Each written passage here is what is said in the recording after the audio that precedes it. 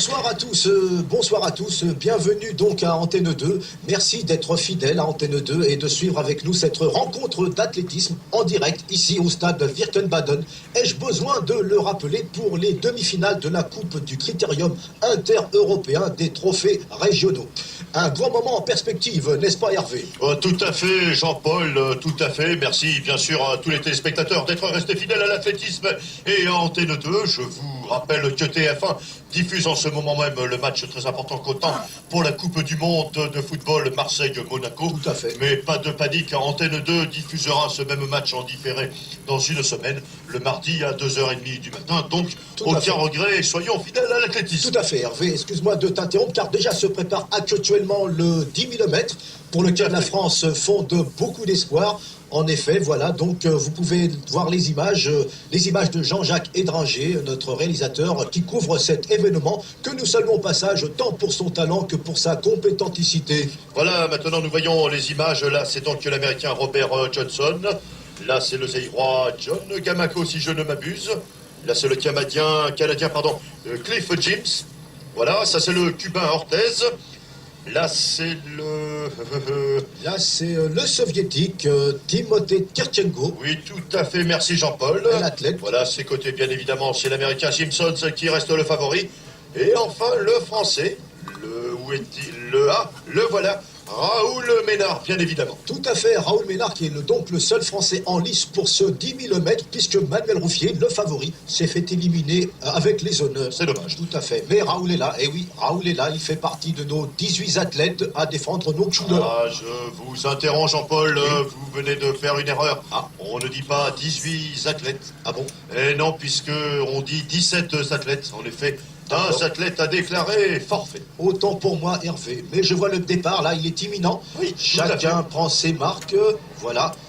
Et c'est parti. Un excellent départ sur la ligne française. Oui, j'espère que nous allons assister à une course spectaculaire. En tout cas, n'anticipons pas, mais je pense que Raoul peut battre aujourd'hui son record du 10 000 mètres, qui est, je vous le rappelle, de 8 500 mètres.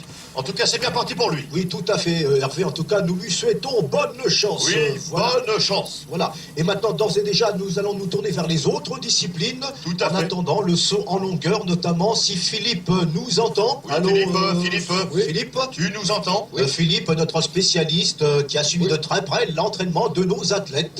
Philippe. Oui, Jean-Paul, oui, Hervé, absolument, je vous entends très très bien. D'ailleurs, bonjour Jean-Paul. Oui, enfin, plutôt bonsoir Philippe. Bonsoir, Exactement, Philippe, bonsoir à tous également. Je surveillais actuellement le saut en longueur. Voilà, alors je serais tenté bien évidemment de vous demander quelles nouvelles. Eh bien, les nouvelles sont bonnes puisque nous allons assister, je pense, à la classification de François Gerbier, étant donné que les autres Français ont été éliminés ce matin, mais je précise avec les honneurs. Avec les honneurs, nous précisons. Bien Tout sûr, à fait. Vous regardez actuellement François Gerbier, cet athlète tout à fait gracieux, comme vous pouvez le constater grâce aux caméras de notre ami Jean-Jacques Étranger, n'est-ce Tout à pas? fait, Jean-Jacques Étranger, que nous resaluons au passage tant pour sa gentillesse que pour sa capacité. Absolument, merci Jean-Paul. Il est en pleine forme, François, et c'est un avantage qu'il a sur ses confrères français, c'est qu'il travaille au PTT et qu'il peut s'entraîner après la cantine entre 13h30 et 14h. Tout à fait. Très bonne nouvelle et très bonne précision de notre camarade et néanmoins ami Philippe. Attention, je vous interromps, c'est parti. C'est un départ qui... Oh là là!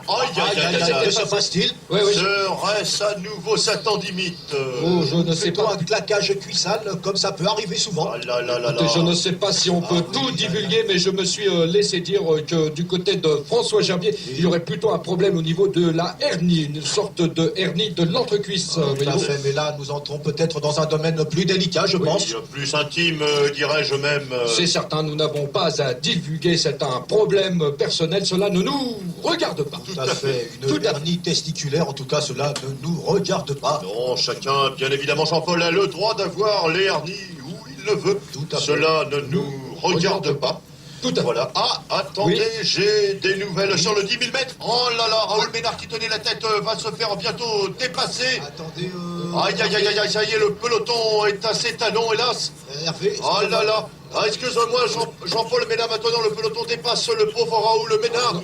Hervé, Les Hervé. Simpsons et autres compagnies. Hervé, Hervé, excuse-moi, oui. non, attendez, excuse-moi Hervé, mais Raoul Ménard avait un tour de retard. Voilà. Il entame donc son deuxième tour de retard, je précise. Ah, bon, d'accord, donc Absolument. rien de dramatique, c'est une bonne nouvelle. Tout à fait. Tout à fait. En tout cas, la course suit son cours et tous les espoirs restent permis pour Raoul Ménard. Voilà, on me fait signe en régie qu'il va falloir bientôt rendre l'antenne.